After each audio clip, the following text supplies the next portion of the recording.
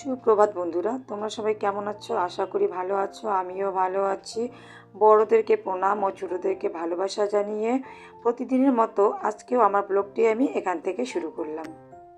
ঘুম থেকে সকাল সকাল উঠে আমি বাইরের কাজ কমপ্লিট করে ঘরে এসে ঘরের কাজগুলো করে নিচ্ছি। আর প্রতিদিনের মতো আজকেরও কিছু আমার কাজ আছে। তারপর ছেলেকে নিয়ে আমার স্কুলে যেতে হবে। তো যেহেতু আমাকে স্কুলে যেতে হবে, জানোই তোমরা সবাই, আর সকাল সকাল আমাকে সব কিছু কমপ্লিট করতে হয়। কাজগুলো কমপ্লিট করি। আমাদের জীবনে চলতে গেলে অনেক বাধা বিপত্তি আসে। সেই বাধা বিপত্তিকে কেটে যদি আমরা উঠতে পারি, তাহলেই আমরা সব কিছু সামলে নিতে পারবো। আর দেখো, তোমার দাদাভাই আমাদের সাথে থাকে না বলে অনেকের কাছে অনেক কথা শুনছি বা শুনেছি। বলো তো, একটা ছেলের সর্বপ্রথম কি দরকার? কিছু কাজ করে কিছু ইনকাম করতে হয় তাকে। কিছু যদি কাজ না করে, তার সংসারটা চলবে কি করে? বা তার বাবা মা বা তার বাচ্চা বউকে তাকে খাবার খাওয়াবে কি করে? তার বাচ্চাকে পড়াশুনো করাবে কি করে? এগুলো একটাবার কি কেউ ভাবে? কথাগুলো বললেই হয় না, বলার আগে একটাবার চিন্তা করতে হয়। একটা মেয়েকে যখন মানুষ বিয়ে দেয়, কি দেখে বিয়ে দেয়? ছেলেটা কি করে, তাই তো? আর ছেলে যদি কিছু না করে, তার মেয়েকে কি খাওয়াবে? এটা ভেবেই তো মানুষ তার মেয়েকে বিয়ে দেয়। তো তাই আমার বাবা মা এ ধরনের ছেলের সাথে আমাকে বিয়ে দিয়েছে, যে ছেলে আমাকে করে খাওয়াতে পারবে। তোমাদের দাদাভাই বাড়িতে থাকে না, তার কারণ হচ্ছে তোমাদের দাদাভাই নর্মালি এভাবে পড়াশুনো করেনি। তোমাদের দাদাভাই যে বিষয়ে পড়াশুনো করেছে ঠিক সেই বিষয়ে ও চাকরি করে। তো ও পড়াশোনা করেছিল হোটেল ম্যানেজমেন্ট নিয়ে। তো হোটেল ম্যানেজমেন্ট নিয়ে যেহেতু পড়াশোনা করেছে, সেহেতু ওর দোকান বা কিছু বিজনেস অত সহজেও করতে পারবে না। ও হোটেলেই কাজ করতে হবে, মানে হোটেলের এখন আছে ও ম্যানেজার পোস্টে। তো হোটেলে যেহেতু ও কাজ করে, এই জন্য এদিকের কাজ বা কোনো গ্রামের কাজ বা যেরকম আমাদের মাছের চাষ হয়, ঠিক ও মাছের চাষও করতে পারবে না। ও যার যে বিষয়ে জানা থাকে, সে বিষয়ে সব থেকে ভালো করতে পারে। তো দেখো, এদিকে তোমাদের সাথে গল্প করতে করতেই আমার ছেলেকে রেডি করা হয়ে গেছি প্রায়। স্কুলে ওকেও নিয়ে যেতে হবে সময় মতো। তো ওকে তাড়াতাড়ির মধ্যে রেডি করিয়ে ওকে খাওয়াচ্ছি আমি। তোমাদেরকে আর একটা কথা বলি, ছেলেদের যদি ইনকাম না থাকে, আত্মীয় স্বজন বলো, বন্ধু বান্ধব বলো, নিজের লোক বলো, গ্রাম প্রতিবেশী বলো, যেই হোক না কেন, তাকে সে অত সহজে কেউ দাম দেয় না। তো অতএব ছেলে মানুষ হতে গেলে বা ছেলে মানুষকে নিজে ইনকাম করতেই হবে। আমরা মেয়েরা যদি ইনকাম না করলেও চলে, কিন্তু ছেলেদেরকে অবশ্যই ইনকাম করতে হবে, না করলে চলবে না। যে যেভাবেই করুক না কেন, তোমার কৃষিকাজ করে হোক, ব্যবসা করে হোক, চাকরি করে হোক, যেভাবেই করুক না কেন, তাকে ইনকাম করতেই হবে। নাহলে সমাজের কাছে তার কখনোই দাম থাকে না। যাই হোক, দেখো, তোমাদের সাথে কথা বলতে বলতে আমি স্কুলের জন্য চলে আসলাম, মানে রওনা দিয়েছি। দেখো, আমি গাড়িটা রেখে ছেলের সাথে হেঁটে হেঁটে বেরিয়েই গেলাম। আর এদিকে দেখো, বাসে করে যাচ্ছে আজকে, অটো বা টোটো কিছু পাইনি। তো বাসেই উঠে গেলাম। আর ছেলেরও ইচ্ছা যে বাসে করে যাবে। ছেলেকে এদিকে স্কুলে দিয়ে এতটা টাইম আমি কি করব, ভেবে ভেবে পাচ্ছিলাম না। তো পাশে একটা মন্দির ছিল, মন্দিরের পাশে গিয়ে অনেকটা টাইম ওখানে বসেছিলাম। দেখলাম যে মন্দিরে পুজো হচ্ছে, ভোলে বাবার মন্দির। বসে থাকতে থাকতে ছুটির সময় হয়ে গেল। ওখান থেকে বেরিয়ে পড়লাম ছেলেকে নেওয়ার জন্য।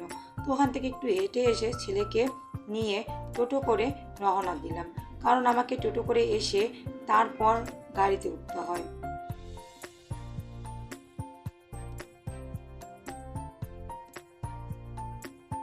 দেখো, আজকে আমি যেহেতু গাড়ি পাইনি, টোটো করে গোটা রাস্তা চলে আসতে হলো আমাকে। তো গাড়িতে প্রচুর ভিড় ছিল, আর যা গরমের ছেলেকে নিয়ে গাড়িতে উঠবো, ও উঠতে চাচ্ছিল না। গল্পের মধ্যেই ছেলে বলতেছিল, মা আমি বিরিয়ানি খাবো। আমি বললাম যে আমার কাছে পয়সা নেই। ছেলে বায়না করতেই আছে, কান্না করতেই আছে। বলো, এরকম করলে কি হয়? চলার পথে মানুষের কাছে কি সবসময় টাকা থাকে? ও তো ছোট, বুঝেই না বা বোঝার চেষ্টা করেই না। কিছু করার থাকে না অনেক সময়, আমাদের কাছে টাকা না থাকলেও বাচ্চার বায়না দেখে আর কিচ্ছু করতে পারি না আমরা। সবার সামনে কান্না করতেই আছে বা কান্না করাতে করাতে কতটা পথ এভাবে আমি নিয়ে আসতে পারবো। তো দেখো, এটা হচ্ছে তোরসা ব্রিজ। তো তোরসা ব্রিজ পার হলেই বিরিয়ানির দোকান আছে, ওর ঠিক জানা আছে। এজন্য ও আগের থেকেই বায়নাটা শুরু করেছে। তার মধ্যে আসছি টোটো করে, এই জন্য ও বায়নাটা করতে পারলো। গাড়িতে আসলে পরে এটা পায় না, কারণ আমরা ঘুঘু বাড়িতে তো আর নামি না, নেমে আবার ওটা নেওয়া হয় না। তো এই জন্য টোটো করে আসতেছি জন্য বায়না করারও সুযোগটা ভালোই পেলো। দেখো ওর কথাতে কতক্ষণ আর কান্না করে নিয়ে যাব। ওর পাপার কাছ থেকে ও ফোন করে টাকাটা নিয়ে নিল। তো এদিকে দেখো আমরা বিরিয়ানি নিয়ে নিলাম ওর জন্য। না নিয়ে কী করবো, যেহেতু টাকাটা দিয়ে দিল, আমার কাছে কোনো টাকা ছিল না, এই জন্য ও নিজেই ফোন করে নিল। এটা হচ্ছে ওই জায়গার মধ্যে সব থেকে পুরানো দোকান। এটাতে খুব সুন্দর বিরিয়ানি বানায়। আমরা মাঝে মাঝে এখান থেকে বিরিয়ানি ছেলের জন্য নিয়ে যাই, মানে ওর পাপা আসলে এখান থেকেই নিয়ে যায়, বা ওর কাকু এখান থেকেই নিয়ে যায় আমার ছেলের জন্য, কারণ জানে ও বিরিয়ানি খেতে খুবই ভালোবাসে। ছেলে বিরিয়ানি পেয়ে এতটাই খুশি হলো তা বলার মতো না। গোটা রাস্তা ও আমাকে ধরতেই দিল না, গোটা রাস্তা ও নিজের হাতে করে নিয়ে আসলো। মানে আমি মনে হয় খেয়ে নিব এরকম ভাব। ওর হাতে যেই আমি দিলাম বিরিয়ানিটা, সেই ও মানে নিয়ে একদম আমাকে আর হাতাতে দিচ্ছে না, যে না তোমাকে আমি দিব না, এটা আমিই হাতে করে নিয়ে যাব। তো আমি বললাম ঠিক আছে চলো, তোমার জিনিস তুমি নিয়ে যাবে, তুমি খাবে, ভালো কথা। দেখো আমরা টোটো করে নেমে আবার হাঁটতেছি, মানে হেঁটে হেঁটে আমরা যেখানে গাড়িটা রাখি ওই অবধি চলে গেলাম। আর দেখো ছেলে কি করে, রাস্তায় যাওয়ার সময় ও দৌড় দেয়, এদিকে দৌড়াবে আর যেই গাড়ি দেখবে আবার আমার কাছে দৌড়ে আসবে। ও গাড়ি দেখে ভয়ও পাচ্ছে, কারণ ওর একা একা চলা অভ্যাস নেই। যাই হোক, দেখো আমরা যেখানে গাড়িটা রাখি কতগুলো গাড়ি থাকে, সবসময়ের জন্য ওই বাড়িটাতে গাড়িই রাখি লোক। ওটা হচ্ছে এক কথা হচ্ছে স্ট্যান্ড গাড়ি রাখার। তো ওখানে গাড়ি রেখেই আমি প্রতিদিন ওখানেই গাড়ি রাখি, গাড়ি রেখে যাই। আর দেখো এদিকে ওকে নিয়ে চলে আসলাম বাড়িতে। বাড়িতে এসে দেখো ও এতটাই মানে ব্যস্ত হয়ে গেছে, কি করবে কি না করবে বুঝে উঠতে পারছে না আনন্দে। তো ও বিরিয়ানিটা নিয়ে ঘরে ঢুকে গেল একাই। তাড়াতাড়ি স্নান করে এসে ও খাওয়ার জন্য পুরো ব্যস্ত হয়ে গেছে। তাড়াতাড়ির মধ্যে আমিও স্নান টান সেরে এসে ওকে খাওয়াতে বসলাম। দেখো একবার আমি স্নান করে যাই, বা আমার ছেলেও স্নান করে যায়, স্কুল থেকে এসে আবারও আমরা স্নান করি, কারণ গরমে এতটাই গরম থাকা যায় না। তো ওকে দেখো এদিকে আমি বিরিয়ানিটা দিয়ে দিলাম, কারণ ওকে খিদাও পায়, তা এতটা টাইম ওইভাবে থাকে। আর এসে তার মধ্যে ওর প্রিয় জিনিস ও ব্যস্ত হয়ে গেছে খাওয়ার জন্য, ওকে খেতে দিয়ে দিলাম। আবারও তাড়াতাড়ি খেয়ে আবারও ঘুমাবে, খেলার তো সময় পাবে না। এই ঘুম থেকে উঠবে সন্ধ্যার আগে, ওকে ঘুমিয়ে দিব আমি খাওয়া দাওয়ার পর। ওকে দেখো যেহেতু আমার নিরামিষ আছে, এই জন্য আমি চিকেনের কোনো জিনিস খাবো না। ওকে খাইয়ে দিয়ে তারপর আমি হাত পা ধুয়ে তারপর আমি আবার খাবারটা খাবো, কারণ ও খেলে পরে ছিটায় যদি ভয়ও লাগে ওর সাথে খেতে। তারপর আমি বললাম ওকে বুঝিয়ে যে বাবা অনেকটা দেরি হয়ে যাচ্ছে, তোমার ঘুমানো অনেকটা দেরি হবে, তুমি কিন্তু ছিটাবে না, আমি তোমার পাশে বসে খেয়ে নিচ্ছি।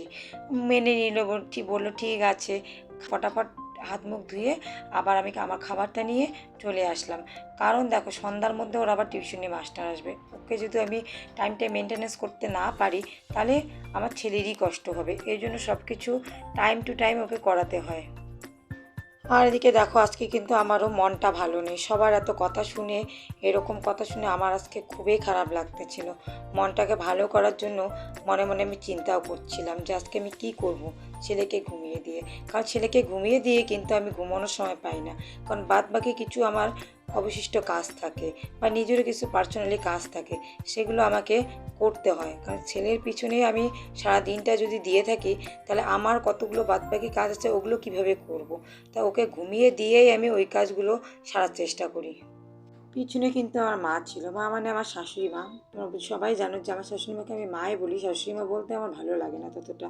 তো মা বসে ওখানে, আমরা যেহেতু খাচ্ছি এই জন্য মা বসেছিল, গল্প করছিলাম মার সাথে।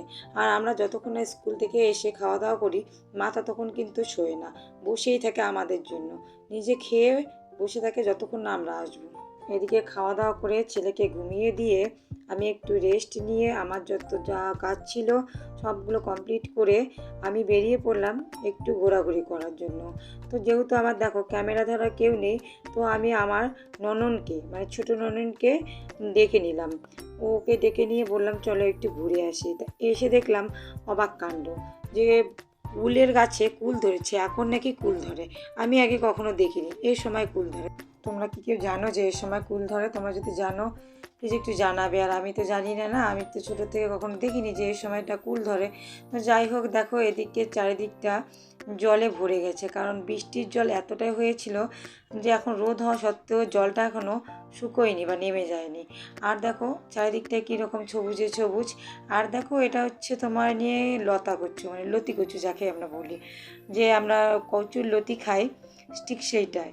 তো এটা গাছটা দেখো কত সুন্দর, ঠিক কাঠকচুর মতো দেখতে, কিন্তু কাঠকচু না, এটা হচ্ছে লতি কচু। এটাতে শুধু লতেই হয়, আর অন্য কিছু হয় না। এটা লতি খাওয়ার জন্যই মানুষ গাড়ে, বা এটা বিক্রি যারা যারা করে তারা করে এটা বিক্রি। কিন্তু দেখো এটা কিন্তু অন্য কারো না, এটা আমার কাকুদের, মানে আমার কাকা শ্বশুরের। তো এটার থেকে আমরা মাঝে মাঝে লতি কচু নিয়ে যাই। দেখো এটার থেকে আবার ফুলও হয় দেখো। আর আমাদের শ্বশুরমশাইদের মধ্যে, ওদের ভাইদের মধ্যে একটা ভালো বন্ডিং আছে, কি কেউ যদি কিছু করে তো আর কেউ ওটা কিনে আনে না, মানে ওটা সবারই হয়ে যায়, খাওয়াটা অন্তত হয়ে যায়। আমরা লতি কিছু কিন্তু কিনে খাই না, ওখান থেকেই সবাই নিয়ে গিয়ে খায়। তো দেখো এদিকে আমার কাকা শ্বশুর জাল বসিয়েছে, দেখো জালটা তুলে দেখালাম, একটা মাছও পড়েনি এখনও।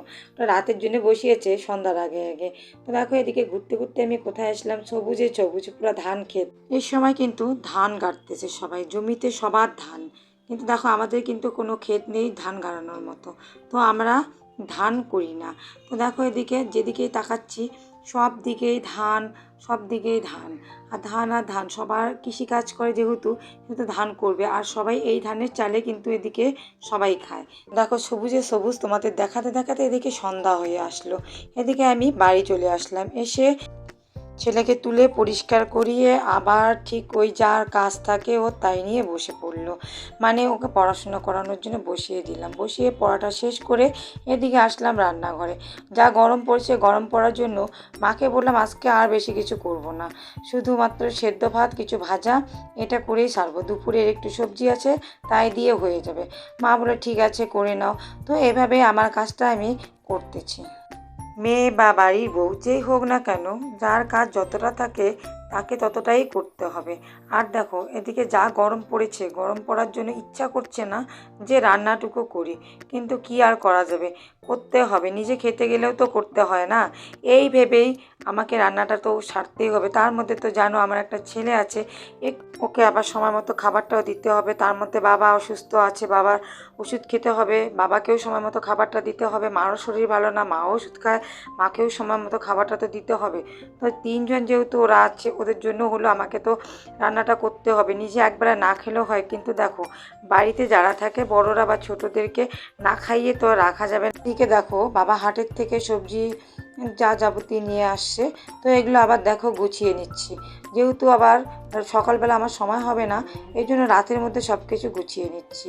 এগুলোকে গুছিয়ে আবার যে লঙ্কা থাকে, লঙ্কার বোটা টোটা ছেড়ে একবারে পরিপাটি করে রেখে দিচ্ছি। সবজিগুলো গোছাতে গোছাতে এদিকে রান্নাটাও কমপ্লিট করে নিচ্ছি, কারণ দেখো এদিকে রান্নাও হয়ে যাবে, আমার সবজিগুলো আবার গোছানোও হয়ে যাবে। সব কিছু কমপ্লিট করে ছেলেকে নিয়ে আমি খেতে বসালাম। কারণ এদিকে দেখো সর্বপ্রথমে বাবাকে খাবার দাওয়া শেষ, মানে বাবার খাওয়া পর্যন্ত শেষ হয়ে গেছে। আমার ছেলেকে খাওয়াবো, ওকে না খাওয়ালে তো আর খাবে না, ওটাও তো নিজের হাতে খায়, প্রতিদিনে তো ও খেতে চায় না। তার মধ্যে ওর একটাই বায়না থাকে প্রতিটা মুহূর্তে, খাবো না, খাবো না, মানে খাবো না, প্রথমেই বলবে খাবো না, তারপর জোর জবরদস্তি করে ওকে আমার খাওয়াতে হয়। মেয়ে বা বউদের বাড়ির যতটা মন খারাপ হোক না কেন, দেখো সবাইকে মানিয়ে গুছিয়ে তাদেরকে চলতে হয়। মন খারাপটাকে একদিকে রেখে আর বাকিটাকে আর একদিকে রেখে আমাদের চলতে হয়। মন খারাপ করে বসে থাকলে তো আর চলবে না, না, এটা শ্বশুরবাড়ি। দেখো শ্বশুরবাড়িতে এভাবে থাকলে হয় না আমাদের, কারণ বাপের বাড়ির ব্যাপারটা আলাদা থাকে। বিয়ের আগে আমরা কি করি না করি সেটা ব্যাপারটা অন্য রকম, আর বিয়ের পর আমার একটা সংসারী জীবন এসে যায়, মানে একটা চার দেওয়ালের মাঝে বাধা ধরার মাঝে আমরা পড়ে যাই, সব কিছু সামলিয়ে আমাদের চলতে হয়। এই জন্য আমাদের মন খারাপটাকে মন খারাপ ভেবে থাকলে চলে না, সবটাকে বা সবার সাথে আমাদের চলতে হয়। তোমাদের সাথে গল্প করতে করতে এদিকে আমার খাওয়া দাওয়াটাও শেষ হয়ে গেল। খাওয়া দাওয়ার পর বাদবাকি যা থেকে করে ঘরে আসলাম। সারাদিন আমি কী কী করলাম না করলাম তোমরা সব কিছু দেখলে, তোমাদের কাছে আমি সব কিছু শেয়ার করলাম, তোমাদের সব কিছু দেখিয়ে দিলাম। দেখো আমি নতুন ব্লগ করছি বা নতুন ভিডিও বানাচ্ছি, তোমরা বলবে যে আমার ভিডিওটি কেমন লাগলো, লাইক কমেন্ট করবে। আর যারা নতুন আছো তারা সাবস্ক্রাইব করবে, যাতে আর নতুন নতুন ভিডিও পেতে সাবস্ক্রাইবে অল টিপে রাখবে, যাতে আমার ভিডিওটি সর্বপ্রথম তোমার কাছে যায়। দেখো আজকে আর ভিডিওটি বেশি বাড়াচ্ছি না, এই বলে আজকের ভিডিওটি এখানেই শেষ করছি। পরের ভিডিওতে দেখা হবে। তোমরা সবাই আমার পাশে থেকো, আমার প্রণাম নিও, বড়রা আর ছোটরা আমার ভালোবেসে নিও। এই বলে আজকের ভিডিওটি এখানে শেষ করছি। Bye bye.